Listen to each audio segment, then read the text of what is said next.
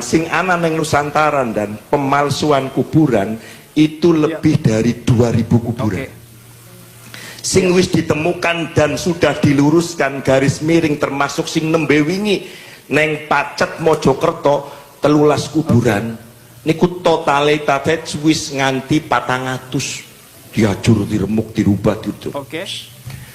Sing paling gede Mukimat ingin penjarakan Habib Lutfi bin Yahya. Mari kita lihat dulu videonya seperti apa teman-teman semua. Sing ana neng Nusantara dan pemalsuan kuburan itu lebih dari 2000 kuburan.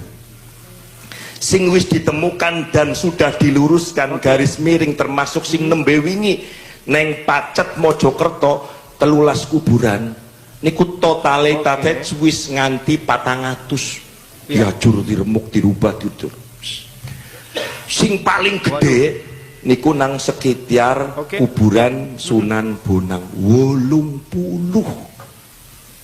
batu nisan anyar, Asegaf, Al-Atos, Al-Jupri, sing akeh nang plat G niku Pemalang kali Pekalongan. Assalamualaikum warahmatullahi wabarakatuh. Setelah PWLS sukses melantik tingkat wilayah Provinsi DKI Jakarta, maka kita akan segera melakukan pelantikan tingkat kelurahan dan kecamatan di seluruh Provinsi DKI Jakarta. Tetap solid, semangat, PWLS, Izul Islam wal Muslimin, PWLS, Izul Indonesia wal Indonesia. Assalamualaikum warahmatullahi wabarakatuh.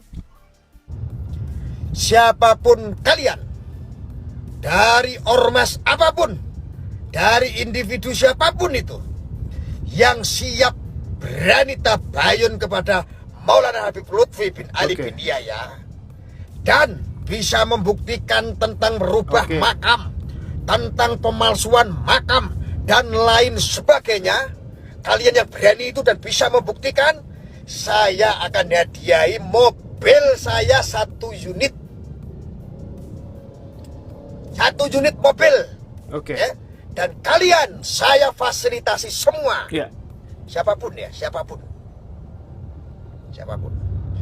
tantangan ini, tantangan ini buat siapapun.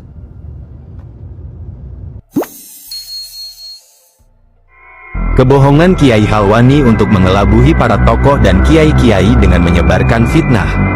Part 2. Tuduhan bahwa Kiai Sahal Mahfud menghadang Habib Lutfi maju di Muktamar NU Makassar.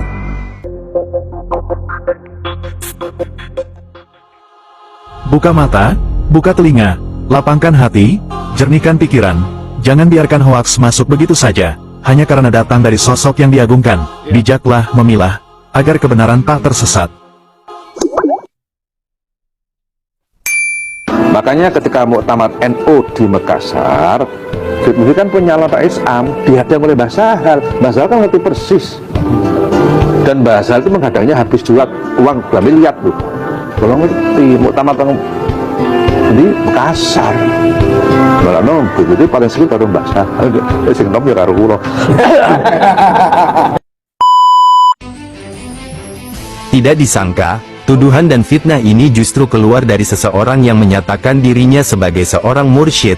Padahal, tuduhan tersebut dilontarkan tanpa melihat langsung kejadian yang sebenarnya dan hanya berdasarkan rumor yang tidak jelas sumbernya. Sebagai seorang mursyid yang membimbing umat dalam menjalani jalan thariqah, membersihkan hati dari sifat iri, dengki, dan buruk sangka adalah hal yang seharusnya diutamakan. Oleh karena itu, sangat disayangkan jika seorang mursyid melakukan tuduhan dan menyebarkan fitnah, terlebih di hadapan publik yang luas ditonton oleh jutaan orang.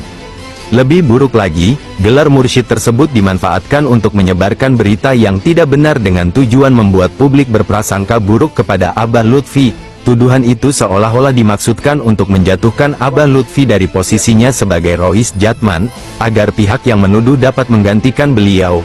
Sungguh, ini adalah siasat yang sangat buruk dan jauh dari akhlak seorang mursyid sejati. Setelah dilakukan penelusuran dan tabayun terhadap berbagai informasi yang beredar, ternyata tuduhan tersebut bersumber dari rumor-rumor yang telah lama dihembuskan, terutama sejak terjadinya gonjang-ganjing dalam Muktamar NU di Makassar. Banyak tuduhan dan fitnah dilayangkan kepada Abah Lutfi tanpa dasar yang jelas.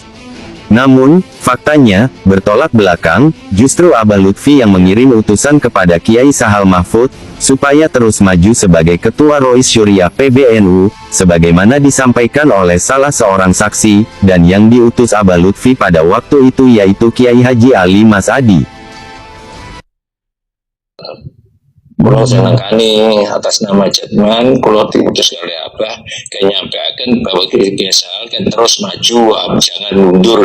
Konek kapan mundur, kena NU ini terus kayak opo. Terus niku sama sekali Abah niku mboten enten ceritane badhe maju. Niku nggih mboten enten. Mboten apa mboten turun apa mboten turun. Masyaallah. Nah, ya ini kan di fitnah ngoten apa jadi kepengen anu ngoten niku. Terus-terusan di fitnah ngoten niku. Yang saya bikin di situ. Dan saya tidak merubah nama, tidak merubah apa namanya tanggal, tahun. Nah, terus bagus terus. Nah, ini kakek nenek saya bagus. Sebelah kanan. Ini Bib. Nah, ini masih Masya Allah, Alwiyah Hasan ini saudaranya abah saya, kakak abah saya. Terus sebelahnya lagi Muhammad itu bin Hasan. Muhammad itu anaknya dari Hasan. Cucunya.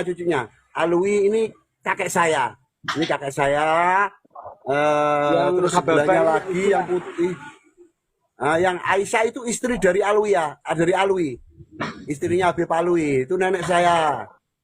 Masya Allah. Nah itu makam kenapa kok dempet-dempetan? Seperti yang saya jelaskan tadi Wak Gus ya. Jadi makam itu saudara, masih abahnya, masih keponakannya. Jadi digali lagi, ditaruh situ. Dia kenapa kok tidak menggali yang lain? Karena memang makam sudah penuh. Jadi dari kakeknya sendiri, dari orang tuanya sendiri digali biar tidak terjadi permasalahan sama yang lain. Gitu Wak Gus. Terus sedikit tambahan lagi Pak Gus. Yang di gapura depan, yang di samping kanan kirinya makam itu, makam Sunan Bonang, sampingnya makam Sunan Bonang yang dalam, itu yang ada kubahnya itu, yang ada kubahnya Pak Gus, kayak ini Pak Gus ya, apa namanya, dubbing ya. Sebentar Bib, yang ini, nah itu kakak saya Pak Gus itu Agus.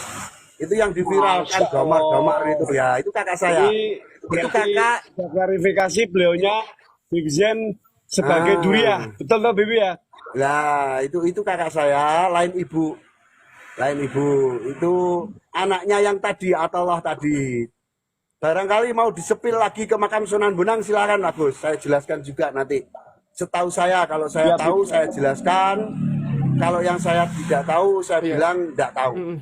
Karena untuk hal-hal kayak begini nih, Nina binti Muksin tadi, ada Muksin tadi, lah kan anaknya binti Muksin, anaknya tadi ada sebelah kanan tadi Muksin tadi, bagi lah itu ini anaknya.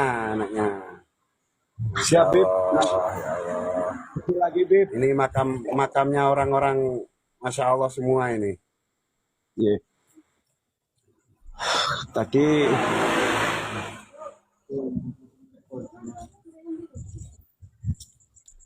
ada di seputaran karena yang di seputaran makam kan tidak banyak, ada pergantian Habib Lutfi pemalsu makam sejati. Saya ajak berpikir Anda 1 menit ya. Kalau memang si penuduh atau promad mukimad yang menuduh Habib Lutfi itu memasukkan makam, silahkan bawa data, bawa fakta, laporkan ke polisi, ke pihak berwajib. Biar pihak berwajib yang menyelidiki, yang mengadili.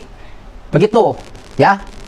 1, kalau memang punya data, kecuali punya data palsu, bukan asli.